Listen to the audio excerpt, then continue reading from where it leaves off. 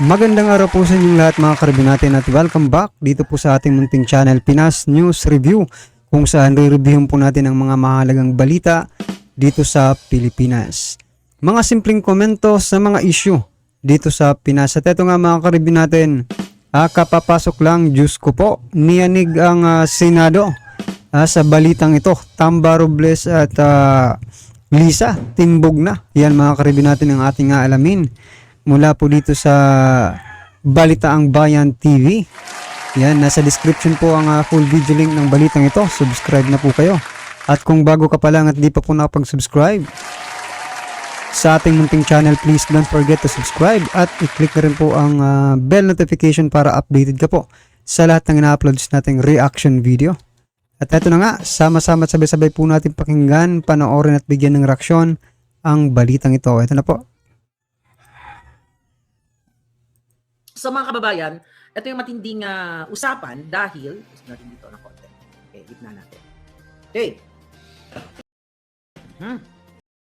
Dahil, di ba nag-hearing few days ago dyan sa patungkol dito sa PCSO. Okay?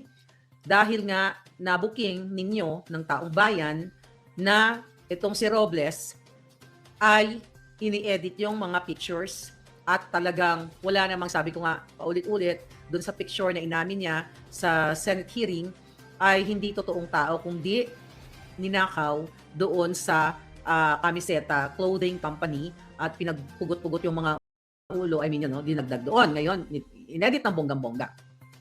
So narinig nyo doon kung paano magsinungaling si Robles. Okay?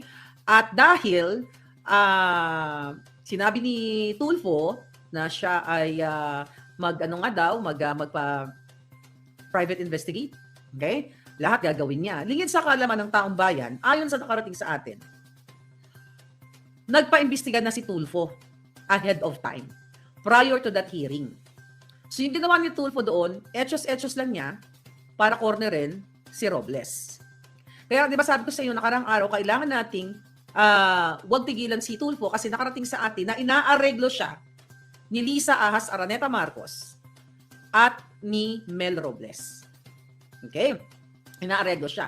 And even si Coco Pimentel, ayon sa ating puting ahas, kaya dapat sumagot, ay inareglo din ni Lisa at ni Mel Robles. Kaya kung natatandaan ninyo, isa si Pimentel na nagtanong din dito sa 433 winners noong October of 2022. Kung naalala ninyo, di ba? Nagbidabidahan din dyan si Coco Pimentel. So ano ang nangyari? Walang nangyari, walang kasunod na hearing, hindi natin alam kung ano na nangyari hanggang sa dumating na nga itong edited pictures na ito, mga kababayan, at ang mga taong bayan ay talagang nabulabog. Nagalit kayo. At hanggang ngayon, si Kuting, walang pronouncement o ayaw niyang tanggalin o ligwakin itong si Mel Robles. Hindi talaga liligwakin yan. Okay? Hindi niya liligwakin dahil what? Dahil magkasabwat sila at ang kanyang asawa. Okay? Ngayon mga kababayan, gusto niyo ba ng ebidensya? Gusto niyo ba ng video? Kailangan malaman ng taong bayan na kahapon dyan, di ba nag-birthday si Robles? Pinakita ko sa inyo, si Mel Robles sa Malacanang. Another form of corruption, abuse of power, dahil yung kanyang 60th birthday ay idinaos dyan sa Malacanang. So, mga karibin natin, speaking of, dun po sa picture na yun, no? Dun po sa edited picture na yun, sinasabi po ng ating mga kababayan na talagang isa po itong panloloko, panliling lang sa ating lahat, di ba? Kasi biruin mo mga karibin natin, yun na nga lang po yung hinahanap ng taong bayan, niloko pa nila. O edited pa yung, bakit hindi nyo makuhang, sabi nila dahil daw sa seguridad ng nanalo, di ba? So what is the purpose of pagpapalabas ng fake na picture, edited na picture para balokohin ng taong bayan? Ibig sabihin mga karibin natin, talagang posible nga na sila lang din yung kumukubra, di ba? Kasi hindi nila pinapakita yung yung totoong nanalo.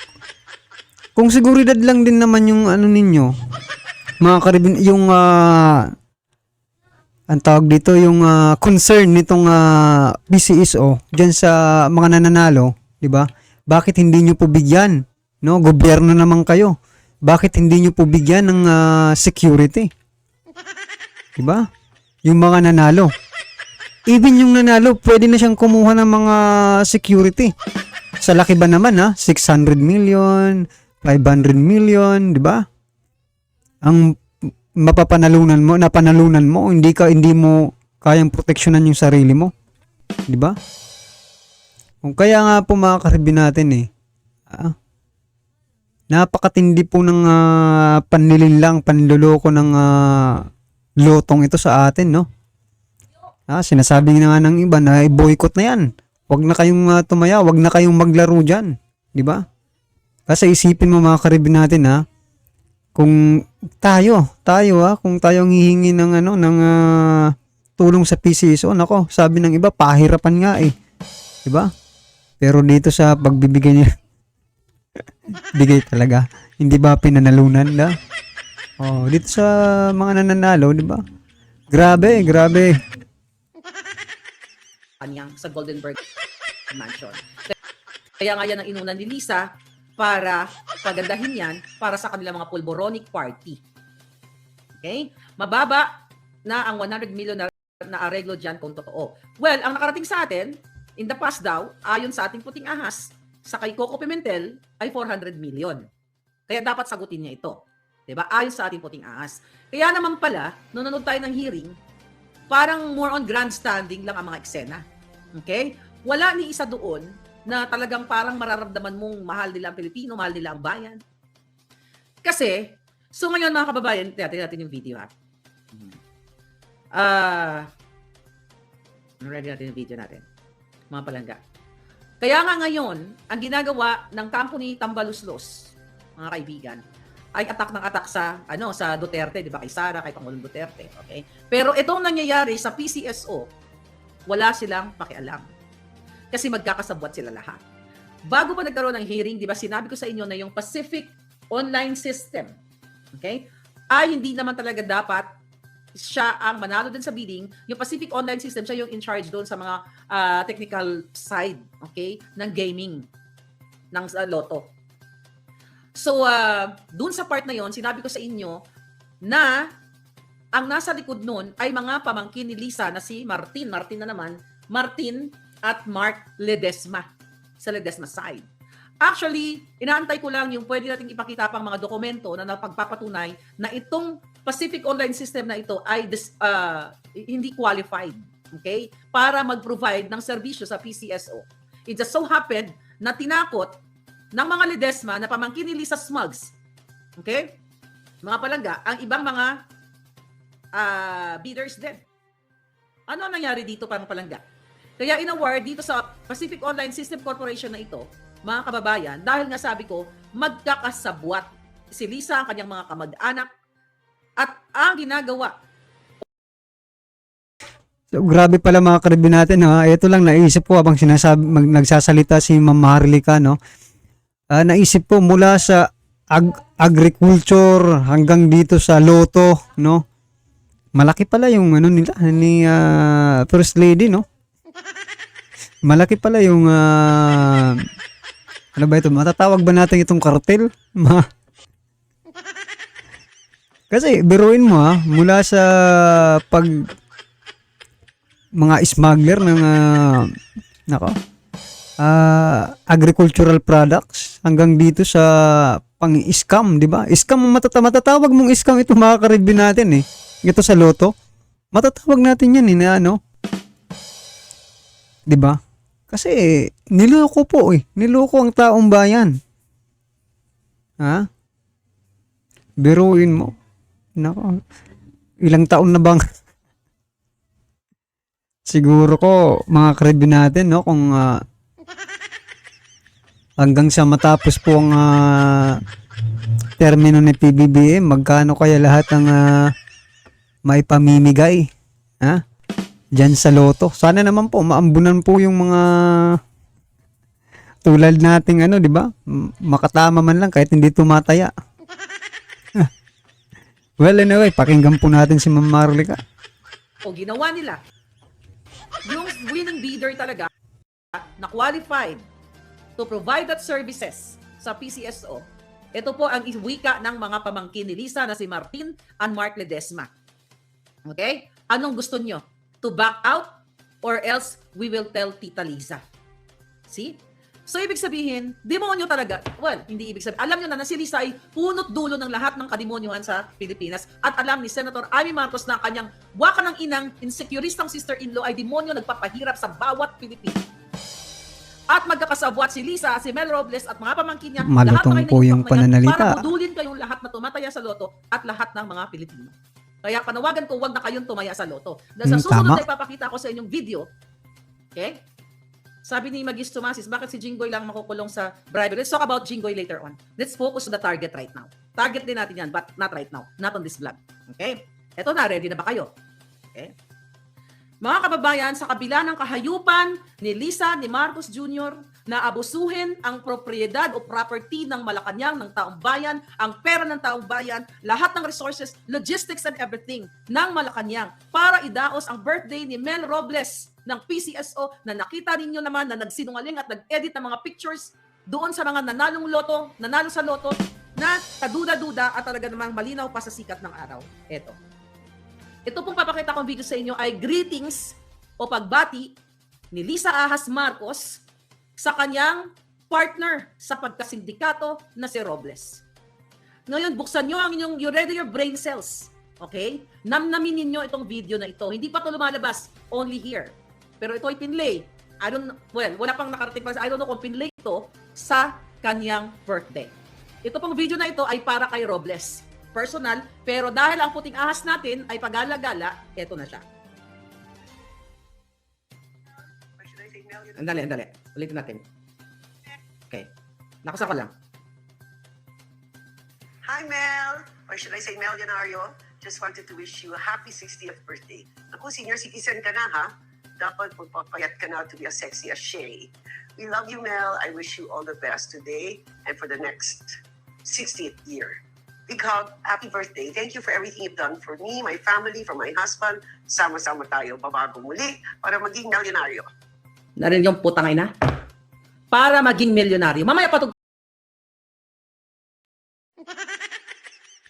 Nako po mga ka-review natin, narinig niyo po ba? Ha? Thank you for what you have done to me, to my family, di ba? Ibig sabihin talagang this man is serving, di ba? Talagang nagsiserve po ito sa kanila. Through what? Yun yung tanong, through what? Question mark. Oh, through what? Through PCSO, kasi dyan naman siya nilagay, di ba? What else? Di ba? Nandyan na yan eh. At grabe. Ay nako mga ka-review natin tayo po, nagagalit po. Yung iba sa atin, di ba? Yung iba sa atin talagang grabe po nung makaano kay BP Sara dun sa 125 million na CIF.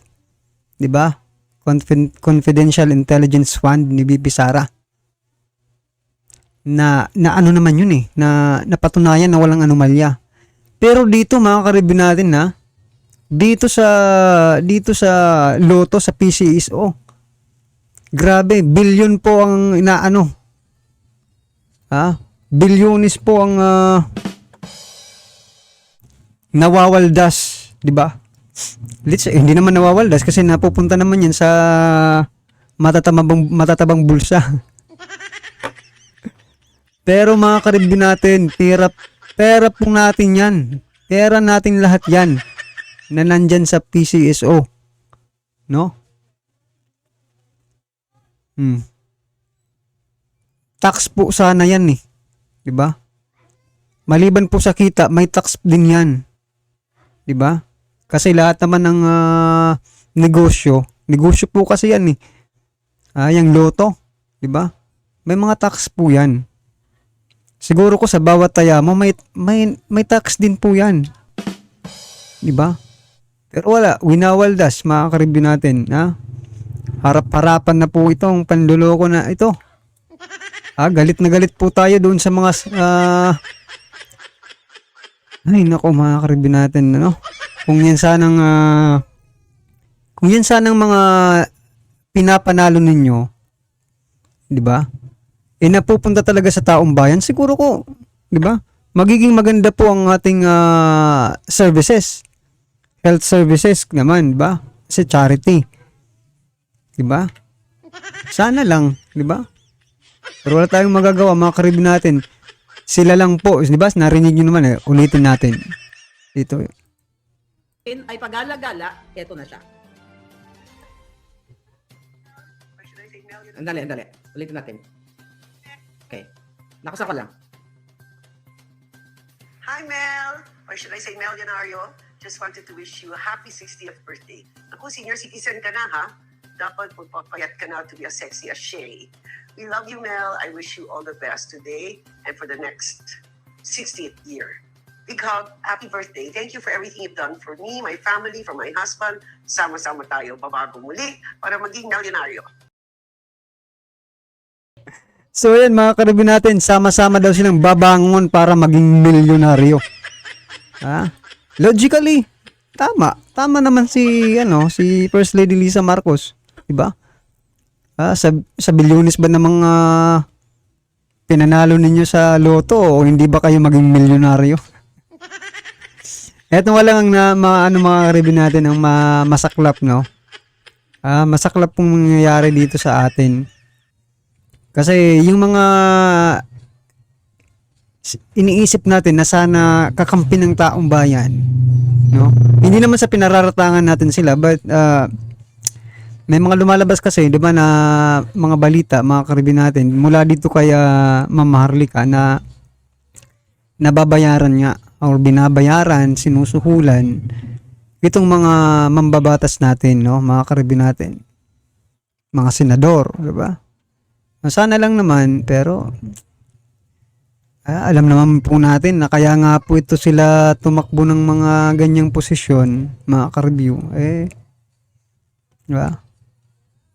Pangalawa na lang siguro sa kanila ang magsilbi sa taong bayan. Siyempre, una, pansarili muna siguro ang interes. Ano sa palagay niyo mga ka-review natin? Ganun ba? Ganun din po ba ang